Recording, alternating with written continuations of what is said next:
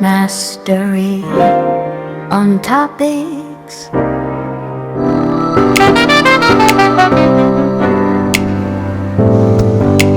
So welcome to another one shot class of English जिसमें हम chapter 1 पढ़ने वाले हैं फ्लैमिंगो का द लास्ट लेसन।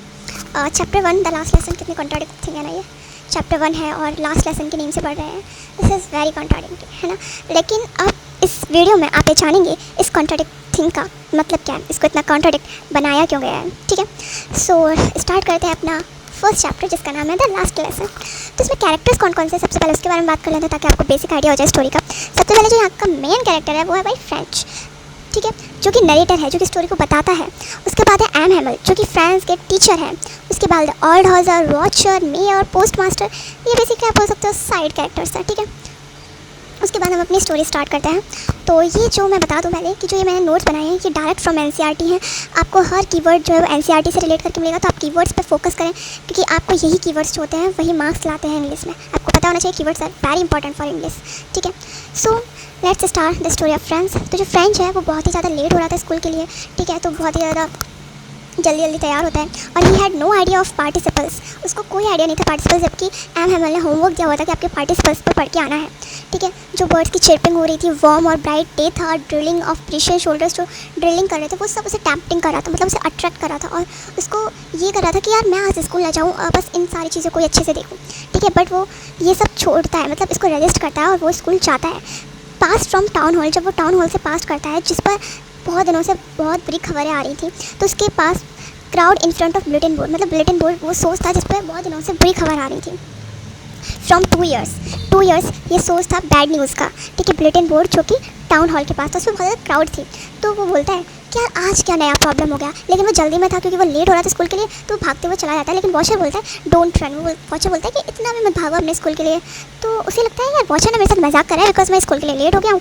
तो ठीक है, जब वो स्कूल में इंटर करता है तो जो यूजुअली जो स्कूल होता है वहाँ पे ग्रेट बस्टल्स हो रहे होते हैं, बहुत शोर शराबा हो रहा होता है, स्ट्रीट में मतलब बहुत ज़्यादा आवाज़ें सुनाई देती हैं, opening and closing of desk को बंद करना खोलने की आवाज़ें सुनाई देती हैं, यूनिसन मतलब जब गुड मॉर्निंग जब एक साउंड जो ये जनरेट होता है एक साथ वो साउंड सुनाई देता है, रूलर स्ट्राइकिंग जो रूलर है उसके स्ट्राइकिंग की उसके रैपिंग की आवाज़ सुनाई देती है। ठीक है, but he had rely upon commotion, वो इन्हीं कमोशन पर रिलाई था, जो ये बस्टल हो रहा है, जो ये शोर हो रहा है, इसी पर रिलाई होकर वो इंटर करता था क्लास में कि ये शोर हो रहा है, जिसमें टीचर का ध्यान उस पर जाएगा नहीं और क्लास में चुपके से इंटर कर लेगा।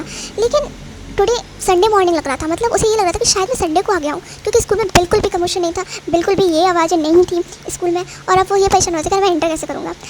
और उसने और फिर क्या होता है कि वो क्लास में जाता है और उसे बहुत ज़्यादा इंप्रेसिंग फील होता है और क्लास में जाकर अपनी सीट पर बैठ जाता है। एम बोलते हैं कि आ जाओ। ठीक है, बट टीचर उसे डांटते नहीं है क्योंकि जबकि अगर उन्हें पता चलता कि वो लेट आए तो उसे डांटते थे, लेकिन टीचर ने आज उसे डांटा ही नहीं।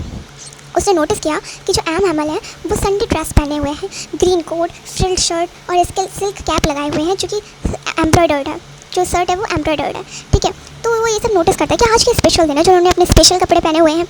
और जो बैक बेंचेस हैं, उनके पीछे वाली बेंचेस हैं वो ज़्यादातर खाली रहती हैं, बट आज ऑक्यूपाइड है ओल्ड हाउजर जिसके पास ओल्ड प्राइमर है, जो प्राइमर वाली बुक होती है ना ABC वाली, वो वाली बुक है उसके पास।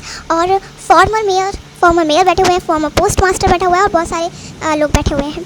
Through M. Hamel, he got to know the order which come from Berlin that only German will teach. This is German, okay? तो उसे पता चलता है कि M. Hamel उसे बताते हैं कि आज के बाद से मतलब ऑर्डर आया है कि आज के बाद से बर्लिन से ऑर्डर आया है कि आज के बाद से सिर्फ जर्मन पढ़ाई जाएगी, यानी कि फ्रांस में अब जर्मन पढ़ाई जाएगी। जो ये 2 डिस्ट्रिक्ट थे अल्सास, उनमें जर्मन पढ़ाई जाएगी अब। ठीक है, और उसे बहुत ज़्यादा सैड फील होता है एम हैमल के लिए क्योंकि एम हैमल ने फ्रांस पढ़ाते थे और अब एम हैमल जा रहे हैं। ठीक है, और वो बहुत ज़्यादा पढ़ाने की कोशिश कर रहे हैं आज क्योंकि आज उनका लास्ट डे है। ठीक है, तो उसे बहुत ज़्यादा सैड फील होता है एम हैमल के लिए।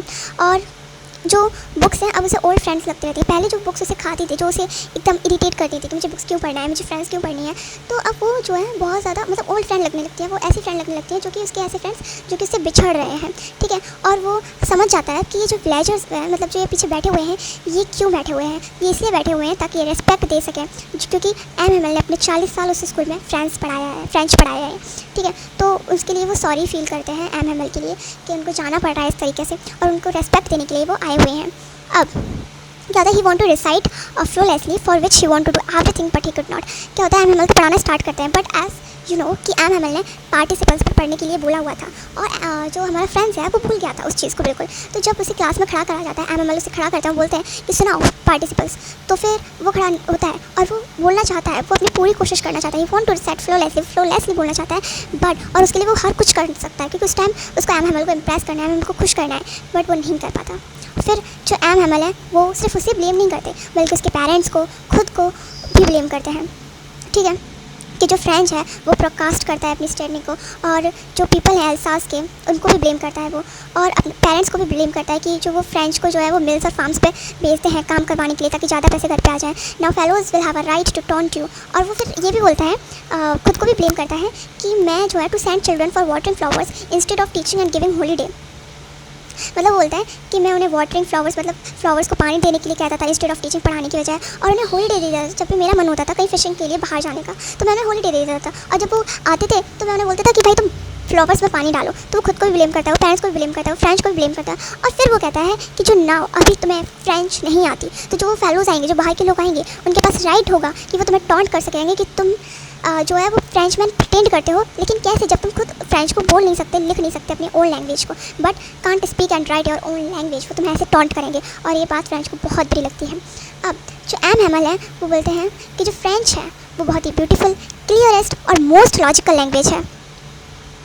अब हर किसी को भाई अपनी लैंग्वेज, अपनी मातृभाषा पसंद होती है ना। So if people hold their language then they had the key of their freedom. फिर एम हेमल बोलते हैं कि अगर पीपल अपनी लैंग्वेज को पकड़ के रखते हैं तो उनके पास की है कि वो अपनी फ्रीडम को जो है अपनी फ्रीडम की है कि वो फ्री हो सकते हैं। अब इस पर ना क्वेश्चन आता है कि इसको एक्सप्लेन करो कि यहाँ पे क्या कहना चाहते हैं। तो यहाँ पे बेसिकली ये कहना चाहता है कि अगर पीपल को अपनी लैंग्वेज पता है, अपनी भाषा पता है, तो वो एक दूसरे से ईजिली कम्युनिकेट कर पाएंगे, और ईजिली कम्युनिकेट कर पाएंगे। अगर कम्युनिकेट करेंगे तो कोई ना कोई जो है एक रास्ता निकलेगा, रास्ता कि उनकी फ्रीडम का, a way to find their freedom. वो एक साथ सब मिलकर प्रोटेस्ट कर सकते हैं, ठीक है, प्रोटेस्ट कर सकते हैं अगेंस्ट ऑल ऑफ दिस। तो जब वो बात करेंगे, जब वो कम्युनिकेट करेंगे एक दूसरे के साथ, तभी तो उन्हें पता चलेगा कि उन्हें कैसे प्रोटेस्ट करना है, क्या करना है, ठीक है। तो उनके पास लैंग्वेज होगी खुद की, तभी तो वो बात कर पाएंगे खुलकर। अगर उनके पास खुद की लैंग्वेज ही नहीं होगी तो वो खुलकर बात कैसे करेंगे, ठीक है। और अगर उन्हें अपनी लैंग्वेज ही नहीं आती होगी तो वो फिर बस कैसे बात करेंगे। तो इसलिए लैंग्वेज को की बताया गया है उनकी फ्रीडम का।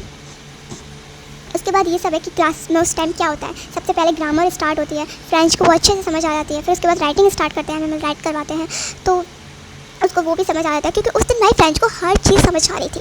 वो ये सोच रहा था कि शायद एम हेमल बहुत ही ईजी वे में समझा रहे हैं या फिर आज उसका फोकस है, ठीक है। तो जो एम हेमल है वो सिर्फ कॉपीज़ देते हैं, मतलब सबको कॉपीज़ बांटते हैं जिस पर लिखा होता है फ्रेंच एल्सास, और वो कॉपीज़ वो पूरी क्लास में डिस्ट्रीब्यूट करते हैं जो कि एक छोटे फ्लैग की तरह नज़र आती हैं, floating like a small flags. Only sound of scratching and pens over paper. जब क्लासेस चल रही होती हैं तो सिर्फ पेंस को स्क्रैच करना पेपर्स के ऊपर, सिर्फ उसकी ही साउंड आती है। और battles came don't disturb little ones. मतलब जब बैटल्स आते हैं तो कोई डिस्टर्ब नहीं होता, कोई उनकी तरफ ध्यान नहीं देता, सब बस पढ़ने में लिखने में लगे हुए होते हैं। जब पिजन्स आते हैं तो पिजन्स को उसने लिटिल वंस कहा है कि, और वो उसने कहा है क्या ये इन पिजन्स को भी जर्मन में सिंग करवाएंगे, मतलब ये इन पिजन्स को भी बोलेंगे कि तुम जर्मन में गाओ, तुम फ्रेंच में मत गाओ। एम हेमल बेसिकली यहाँ पे फ्रेंच जो है वो अपना गुस्सा दिखा रहा है कि यार ऐसे कैसे कोई हम पर खुद की लैंग्वेज, मतलब हमारी लैंग्वेज छीन के खुद की लैंग्वेज थोप सकता है, ठीक है। So M Hamel wanted to fix everything of the class in his mind. M Hamel जो है वो अपने मतलब क्लास को बहुत ही अच्छे से डीपली हर चीज़ को नोटिस करते हुए देखते हैं, ठीक है। वो अपने हर चीज़ को क्लास की अपने माइंड में फिक्स करना चाहते हैं। Changes came in these 14 years. को 40 साल से पढ़ा रहे हैं, 40 साल बहुत होती हैं, तो चेंजेस आए हैं बट ज़्यादा चेंजेस नहीं आए हैं। जिसकी चेंजेस क्या आए हैं कि वॉलनट ट्रीज ग्रो कर गया है, जो डेंस का बैचेस हैं उस पर वॉर्न स्मूथ, मतलब वो थोड़ी सी स्क्रैचेस वगैरह आ गए हैं, वो थोड़े से वॉर्न हो गया है, ठीक है। और जो होप वाइन है यानी कि जो वो बेल है दैट एम हेमल जो कि एम हेमल ने प्लांट करी थी वो ट्विंड हो गई है। तो ये सारे चेंजेस आए हैं, ज़्यादा चेंजेस नहीं आए हैं 40 साल में। फिर वो जब ये सब सोच रहा होता है फ्रेंच, तो तभी हिस्ट्री स्टार्ट हो जाती है और उस हिस्ट्री भी समझ आ जाती है। फिर क्या होता है कि जो ऑल्ड ऑथर जो कि मतलब पीछे बैठा हुआ था वो जो है वो बुक रीड करता है। तो वहाँ पे जो बुक है ना वो बहुत रोते रोते रीड करता है, तो उसकी जो आवाज़ है वो बहुत फ़नी लगती है। मतलब वो बुक जो है वो रोते रोते रीड करता है, जिससे कि उसकी जो आवाज़ है वो बहुत फ़नी लगती है, ठीक है। तो जो चिल्ड्रन है वो उसकी आवाज़ पे, उसकी रीडिंग पे हंसना चाहते हैं पर रोना भी चाहते हैं क्योंकि वो रो रहे हैं और उन्हें पता है कि उनके साथ क्या हो रहा है, उनकी लैंग्वेज छीनी जा रही है, ठीक है। फिर चर्च क्लॉक स्ट्रक 12, मतलब चर्च मतलब 12 बजते हैं और फिर एंजलिस यानी कि जो बेल है वो बजती है, प्रेयर स्टार्ट हो जाती है और एम हेमल लिखते हैं बोर्ड पे वाइव लाव फ्रांस, जिसका मीनिंग है लॉन्ग लाइफ फ्रांस, मतलब फ्रांस जिंदा रहे, फ्रांस की लैंग्वेज जिंदा रहे, ठीक है। बेसिकली ये बोलते हैं, मतलब इससे आपको पता चलता है कि जो एम है, मैं आपको ये चीज़ बता दूँ कि आपको इंग्लिश के हर चैप्टर्स के क्या क्या चीज़ें करनी है। I am coming with strategy, okay, soon, very soon. So मैं आपको यहाँ पे ये बता दूँ कि जो एम है वो जो होते हैं वो आप बोल सकते हो बहुत ही ज़्यादा पैट्रियाटिक हैं, बहुत ज़्यादा देश प्रेमी, उनके अंदर देशभक्ति है। और वो एक मतलब आप बोल सकते हो कि वो बहुत अच्छे टीचर भी हैं, क्योंकि अगर कोई और टीचर होता तो वो बोलता कि यार अब एक दिन में क्या ही ये बच्चे पढ़ लेंगे, जब ये इतने साल में नहीं पढ़ पाए, तो इतने टाइम में नहीं पढ़ पाए। तो बट उन्होंने क्या किया, उन्होंने पढ़ाना ज़्यादा बेटर समझा, उन्होंने कॉपी बढ़वाई, तो इससे पता चलता है कि वो कितने ज़्यादा अपने देश से प्यार करते हैं, ठीक है, और अपनी लैंग्वेज से कितना ज़्यादा प्यार करते हैं, ठीक है। और मैं यहाँ पे एक चीज़ ये बोलूँगी इस चैप्टर की, जो कि इस चैप्टर से शायद इतना रिलेट नहीं है बट हमारे लिए रिलेटेड है। इस चैप्टर की आयरनी ये है कि ये चैप्टर बताता है कि जो हमारी मदर टंग है, जो हमारी मातृभाषा है, वो हमारे लिए कितनी ज़्यादा यूज़फुल है। लेकिन हम अपनी मातृभाषा में नहीं पढ़ रहे हैं चैप्टर, हम ये चैप्टर पढ़ रहे हैं इंग्लिश में, जो कि हमारी मदर टंग नहीं है, ठीक है।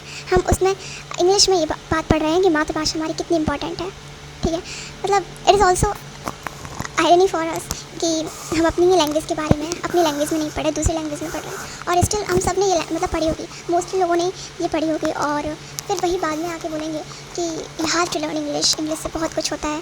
हाँ यार, इंग्लिश से बहुत कुछ होता है, इंग्लिश बहुत इंटरनेशनल लैंग्वेज है, बट इंग्लिश थोपनी नहीं चाहिए, क्योंकि इंग्लिश बाहर की लैंग्वेज है। इफ़ यू आर इंटरेस्टेड, वो आपका इंटरेस्ट हो सकता है, बट वो मैंडेटरी नहीं हो सकता। Language is just a medium to communicate with each other, to share your thoughts with each other, ठीक है। ये नहीं है कि आप उसको थोपो कि तुम्हें ये वाली लैंग्वेज आनी चाहिए तभी हम तुमसे बात करेंगे, वरना हम तुमसे बात नहीं करेंगे, ऐसा कुछ नहीं है, ठीक है। इट्स जस्ट आप बोल सकते हो कि सिग्नल्स हैं जिससे हम एक दूसरे से बात करते हैं, तो ये सिग्नल्स वगैरह देते हैं ना, तो आप किसी भी फॉर्म में दे सकते हो ना। लैंग्वेज की नेम बस एक फॉर्म है, एक जरिया है, ठीक है। कोई लैंग्वेज सुपरवाइज नहीं है कि लैंग्वेज बहुत अच्छी है, लैंग्वेज बहुत ख़राब है, नहीं, ऐसा कुछ नहीं है। सारी लैंग्वेज इक्वल है, और बेसिकली आप ये समझिए कि ये सिर्फ एक जरिया है एक दूसरे से कम्युनिकेट करने का, दैट्स इट। आपको जो लैंग्वेज जिसमें कंफर्ट आ रहा है आप उसमें कम्युनिकेट करें, लेकिन किसी को उस चीज़ के लिए जज ना करें। यार इसको इंग्लिश नहीं आती, भाई नहीं, तो क्या हुआ, इसकी इंग्लिश नहीं आती, राइट। तो किसी चीज़ को इतना जज नहीं करना चाहिए।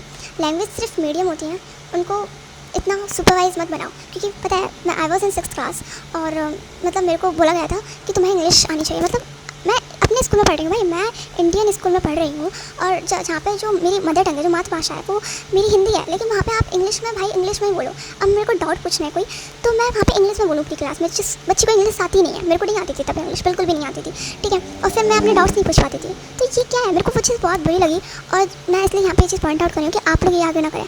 ये जो इंग्लिश लिटरेचर है ना, आपको बहुत कुछ सिखाएगी, और आई वॉन्ट कि आप ये चीज़ें सीखें, सिर्फ इसको एग्जाम पर्सपेक्टिव से ना पढ़ें। ये चीज़ें आपकी लाइफ में रहनी चाहिए, लाइफ टाइम रहनी चाहिए, ठीक है। सो आई होप कि आप ये चीज़ समझेंगे, और हर लैंग्वेज को, अपनी लैंग्वेज को, हर किसी को अपना हक है कि वो अपनी तरह से अपनी लैंग्वेज चूज़ करे और उस पर बोले, लेकिन किसी पर थोपना, जो कि स्कूल्स बहुत ज़्यादा कर रहे हैं आजकल। स्कूल्स बोल रहे हैं कि हमारे स्कूल इंग्लिश मीडियम है, तो फिर इंग्लिश बोलो, क्या ये मुझे नहीं समझ आता, क्यों है इंग्लिश मीडियम, क्यों इंग्लिश बोलनी है आपको। आई डोंट नो, मैं खुद इंग्लिश मीडियम में पढ़ी हुई हूँ, बट मुझे आज तक समझ में नहीं आता why is it so important. But ठीक है, अब पढ़ी हूँ, मैं कुछ नहीं कर सकती, मैं खुद इस सिस्टम में पली बड़ी हूँ, बट स्टिल आई वांट कि हमारी सोच में कुछ चेंज आए, तो इस सिस्टम में